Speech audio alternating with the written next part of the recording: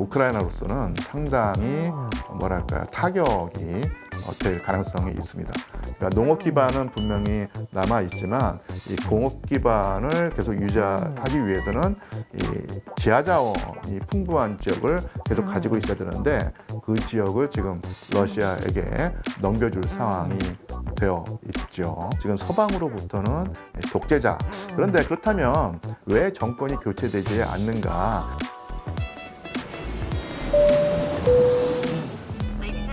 안녕하세요. 주식초등학교 여러분. 저는 오늘 특강을 맡은 상명대학교 류한수 교수입니다.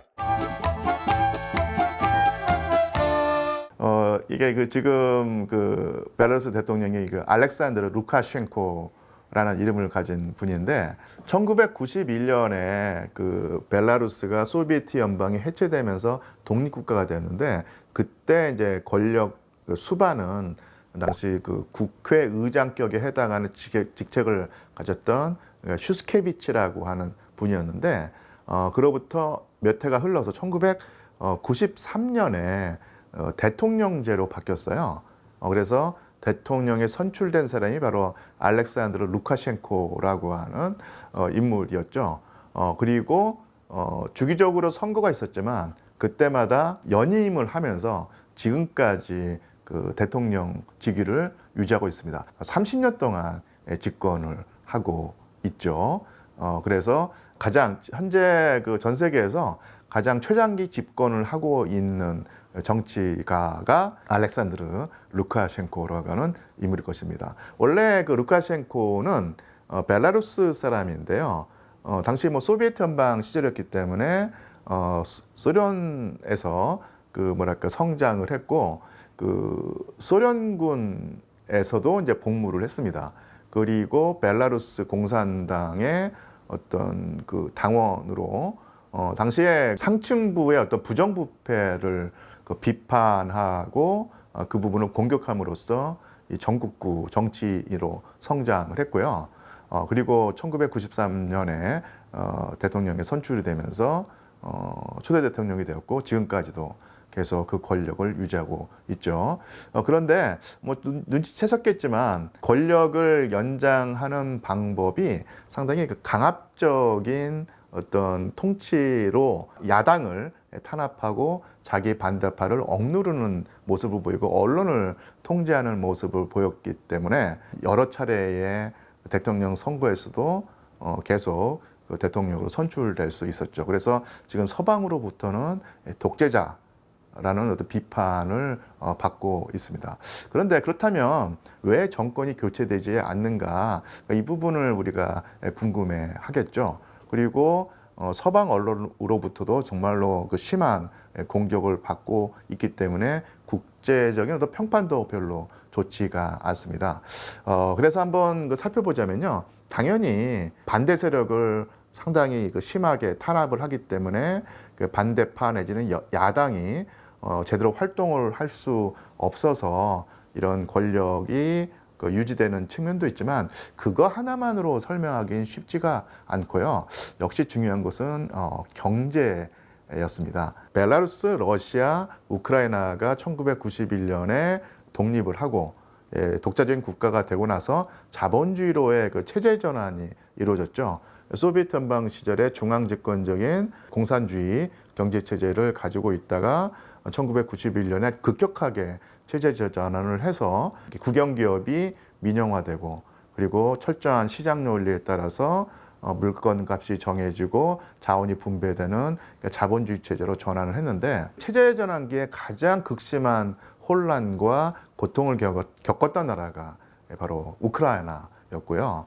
그리고 또 못지않게 러시아도 고통이 심했었죠. 옐친 대통령 시절에 러시아를 한번 생각을 해보면 상당히 일반 서민들의 고통이 심했는데 동슬라브인의 세 국가 중에서 그나마 체제 전환의 고통을 가장 적게 겪었던 나라가 바로 이 벨라루스였습니다.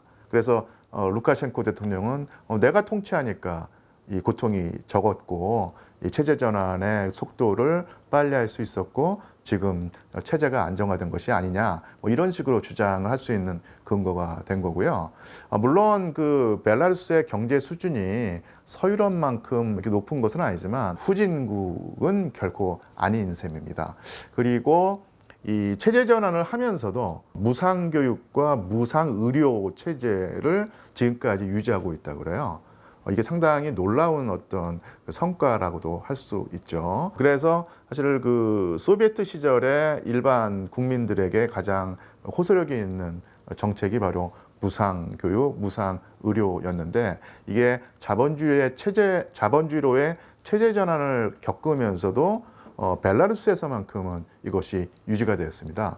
그래서 이 벨라루스의 일반 서민들이 내가 아주 뭐 풍족하게는 살지는 못하더라도 겨울에 그 난방 제대로 되고 그리고 월급 꼬박꼬박 나오고 뭐 상당히 실업률이 낮거든요. 내가 아프거나 뭐 할 때 상당히 저렴한 가격으로 의료 서비스를 받을 수 있고 내 자녀들을 무료로 학교에 보낼 수 있는 이런 경제 체제를 굳이 내가 버릴 필요가 없다. 그래서 만약에 다른 대통령이나 다른 집권자를 뽑았을 때 뭔가 그 변화가 일어날 텐데 이 변화가 과연 좋은 방향으로 일어나리라고 하는 확신이 없는 상태에서는 최소한의 성과를 보여주고 체제의 안정성을 뒷받침해주는 루카셴코에게 표를 주는 이런 현상이 지난 30년 동안 유지가 되었던 것이죠. 그런 측면을 생각하면 비록 그 민주국가라고 하는 이 꼬리표를 붙이기는 쉽지 않지만 그래도 어쨌든 간에 국가의 통합성과 체제의 안정성을 유지해 나간다는 측면에서 루카셴코의 장기 집권을 설명할 수 있겠죠. 개인적으로는 상당히 그 똑똑한 명민한 인물입니다. 젤렌스키 대통령의 어떤 그 삶을 살펴보자면요, 당연히 우크라이나 출신인데요, 집안 자체는 유대인입니다. 유대인 집안에서 태어났는데 유대인들이 아시겠지만 이 주변의 여러 민족으로부터 아니면 국가 권력으로부터 억눌림을 받는 과정에서 생존의 어떤 몸부림 아니면 생존 기법이 뭐냐면 교육에 엄청난 열의를 보이는 것이었어요. 그래서 유대인 집안이었던 그 젤렌스키의 부모님들도 상당히 그 교육에 힘쓰는 집안 분위기였는지 둘 다 그러니까 젤렌스키의 아버지와 어머니가 다 공학 교수, 그다음에 엔지니어였습니다. 학자 집안에서 태어났고요. 대학을 그 키이우 국립경제대학이라고 하는 그러니까 우크라이나에서 가장 그 알아주는 대학에서 경제학을 학부 때 공부했고 석사 과정에 들어가서 이 법학을 공부했습니다. 그래서 뭐 공부를 계속하거나 했으면은 나름대로 학자로도 성공할 수 있었을 법한 경력인데 본인은 좀 끼가 많았던 모양이에요. 예전부터 어떤 그 악기 연주라든지 어떤 이런 것을 상당히 좋아하고 이 방송으로 진출하고 싶다는 생각을 해서 택했던 직업이 바로 방송인, 그다음에 연예인, 특히 이제 코미디언이었습니다. 그리고 지금도 뭐 유튜브 보면은 이 옛날 젊은 시절에 젤렌스키 대통령이 뭐 이렇게 공연을 하는 장면이 있는데요. 상당히 뭐랄까요, 방송인으로 뛰어난 자질을 보이는 것이었죠. 그런데 이 한창 그 방송인으로 뭐 아니면 그 희극인으로 아니면 그 탤런트로 활동하던 시기에 우크라이나 정치가 아주 뭐랄까 그 힘들고 사분오열되어 있었습니다. 그래서 우크라이나를 조금이라도 아시는 분들은 그 접하는 정보였겠지만 이 동쪽에서는 친러시아 성향이 상당히 강하고 이 서쪽에서는 친서방 성향이 강해서 이 두 지역 사이에 그리고 두 정치 세력 사이에 아주 알력이 심했었거든요. 또 하나 아까 저번에도 말씀드렸지만 이 우크라이나에서는 1991년에 그 소비에트 연방이 해체되고 독립국가가 되고 공산주의 경제에서 자본주의 경제로 이행하는 과정에서 엄청난 혼란을 겪었죠. 그리고 그 혼란기에 뭐랄까 여러 가지 불법이라든지 비합법적인 방법으로 그 자본을 늘려가는 그 재벌들이 있었습니다. 올리가르히라고 불리는데 이 올리가르히가 가장 그 번성했던 나라가 바로 이 우크라이나였고요. 결국은 올리가르히 중에서 이 대통령까지 나왔습니다. 그러면서 이 정치적인 분열 그리고 체제 전환의 고통 그리고 경제계에서도 이런 대재벌 위주의 그 운영이 이루어지면서 일반 국민들의 서민들의 삶이 정말로 힘들었던 상황이 바로 젤렌스키 대통령이 그 뭐랄까 활동하던 시기였었는데 그때 그 우크라이나에서 그 시트콤이 하나 있었어요. 그게 뭐냐면 우리말로 뭐 옮기면은 국민의 머슴이라고 하는 제목의 시트콤이었습니다. 그래서 우리나라에서 그 국민의 종이라고 하는 어떤 번역어도 있었는데 국민에게 봉사하는 그리고 국민을 섬기는 어떤 머슴이라고 하는 그 제목의 시트콤이 있었고 거기서 젤렌스키 대통령이 역사교사 평범한 역사교사 역을 맡았었는데 그러면서 당시에 그 부패하고 아주 혼란스러운 그 우크라이나 정치를 비판하고 하는 그런 입장에 있었는데 이게 어느 순간에 그 뭐라고 하지 우연히 겹쳐서 국민들의 인기를 끌게 된 거예요. 그래서 일개 무명의 역사 교사에서 대통령에 선출되는 그런 코믹한 과정이 연출됐습니다. 그리고 그 과정에서 우크라이나 서민들, 그러니까 정치의 분열과 경제 혼란에 지친 그 우크라이나 국민들이 듣고 싶어하는 그리고 보고 싶어한 바를 보여주는 신선한 정치인으로 이게 자리매김이 되면서 이미지가 형성이 되면서 아주 인기가 급증을 했던 거예요. 당연히 매스컴에서 시트콤에서처럼 대통령이 될 어떤 생각이 없느냐. 그때는 없다고 했는데요. 그로부터 몇 년 후에 드라마의 제목을 그대로 딴 국민의 머슴이라고 하는 정당을 만들었고요. 그 정당의 지도자가 됐습니다. 그리고 대통령 선거에 출마를 했는데 포로셴코라고 하는 정치인을 물리치고 결국은 대통령이 되었죠. 예, 뭐 사실은 이게 국민성을 딱 집어서 말한다는 것이 이게 쉽지가 않을 텐데요. 이게 뭐 국민성이라고 말하기보다는 우크라이나 국민들의 어떤 애환과 고충이라고 할 수 있을 텐데요. 이게 사실 국가가 통합돼 있고 국민이 동질적이어야지 이 국가가 조금이라도 편하게 운영될 수 있을 텐데 사실은 특히 유럽이 참 대개는 다민족 국가이고 민족과 국가의 어떤 경계선이 일치하지 않는 경우가 많이 있는데 특히나 우크라이나는 그런 경우가 많이 있습니다. 그래서 우크라이나인 말고도 그 폴란드인도 있고 러시아인도 많이 있고 그리고 오스트리아인도 약간 있고 그리고 이제 유대인도 지금은 소수지만 존재하죠. 그리고 이 우크라이나에서 그러니까 북쪽에서 이 국토를 횡단해서 이 흑해로 흘러 들어가는 드니프로라는 강이 있는데 이 드니프로강 서쪽에서는 친서방 성향이 아주 강하고요. 이 동쪽에는 그 친러시아 성향이 아주 강합니다. 적어도 전쟁 전까지는 그랬습니다. 그래서 이 두 정서의 충돌이 아주 심했고요. 종교도 약간 좀 다릅니다. 이게 뭐랄까요, 유일신 신앙이 없는 이 한반도에서는 종교란 것은 뭐 개인의 선택 정도로 자리매김되지만 유럽에서는 이 종교란 것이 예전에 그 국적과 같은 역할을 했거든요. 어떤 종교를 가지고 있느냐가 그 사람의 정체성, 집단의 어떤 정체성을 형성하는데 지극히 중요한 기준이 되는데 이 우크라이나 그 동쪽에서는요 동방정교의 세가 아주 강합니다.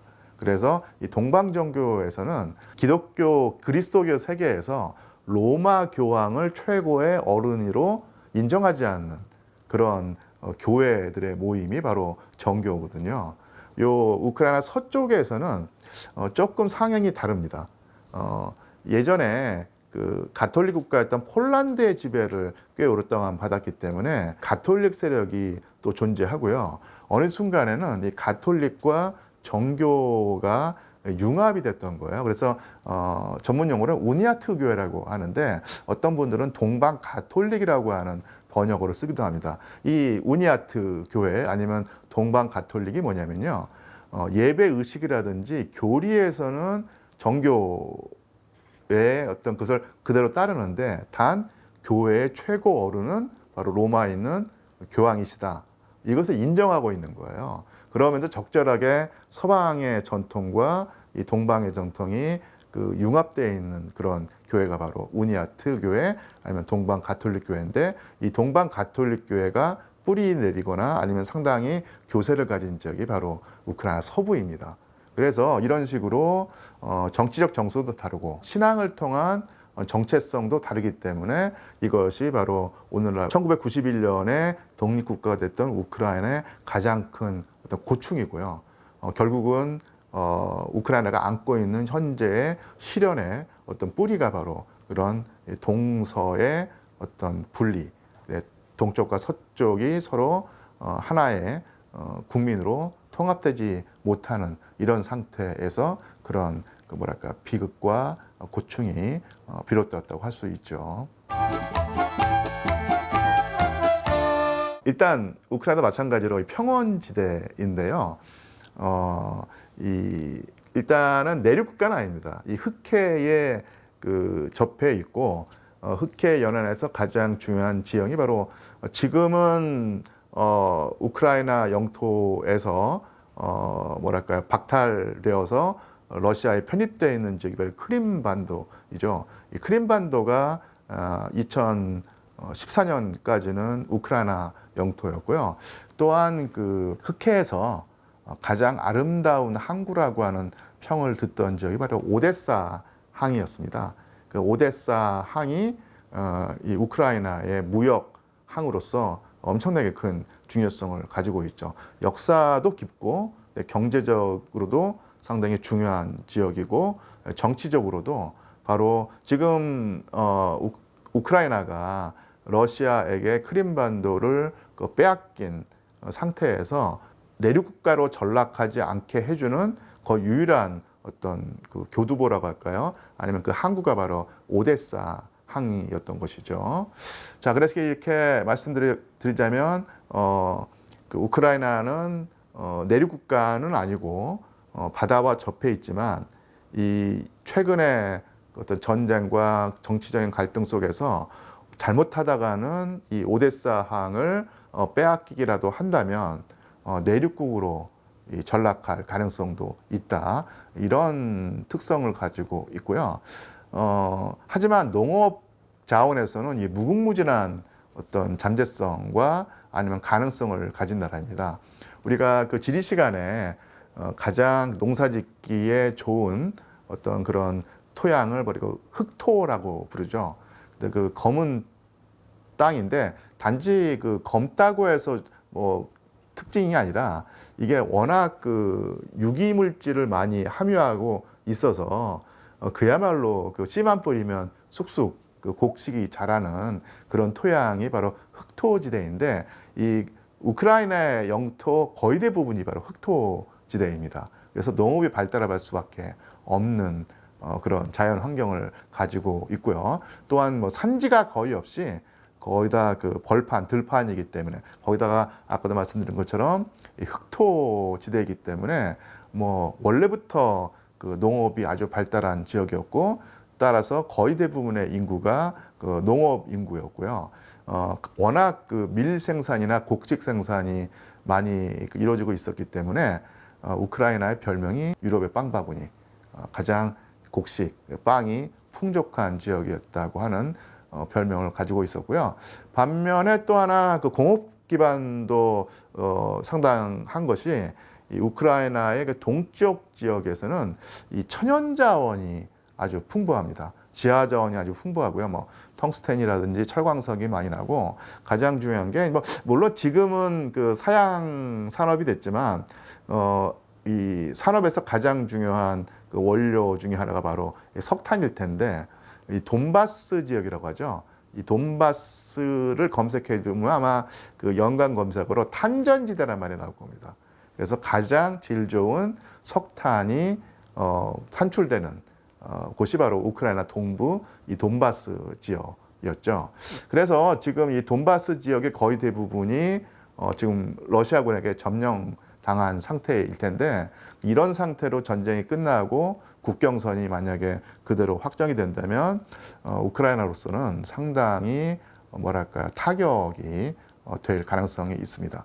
그러니까 농업 기반은 분명히 남아 있지만 이 공업 기반을 계속 유지하기 위해서는 이 지하 자원이 풍부한 지역을 계속 가지고 있어야 되는데 그 지역을 지금 러시아에게 넘겨줄 상황이 되어 있죠.